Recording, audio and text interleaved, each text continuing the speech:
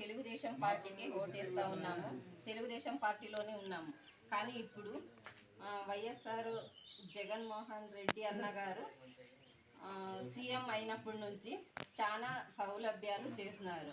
అంటే ఒక అమ్మఒడి కానీ, ఒక విద్యా దీవెన కానీ, ఒక ఆసరా కానీ చాలా చేసినారు. అందుకోసం ఒక ఫుడ్ ప్రోడక్ట్ కానీ ఇవన్నీ కూడా చేయడం వలన అతను జగనన్న చేసిన పనుల గురించి చాలా చక్కగా చేసినారు.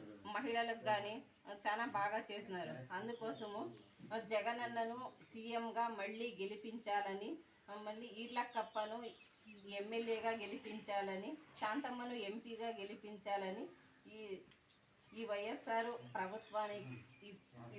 ప్రభుత్వానికి రావడం జరిగింది. అంటే మేము కూడా 15 సంవత్సరాల నుంచి తెలుగుదేశం పార్టీలో ఉన్న వాళ్ళము. జగనన్న చేసిన పనుల గురించి చాలా చక్కగా చేయడం వలన ఈరోజు వైఎస్ఆర్ పార్టీలోకి రావడం జరిగింది. కానీ రావడమే కాకుండా ప్రచారానికి కూడా వెళ్ళడానికి సిద్ధంగా ఉన్నాము. జై జగన్.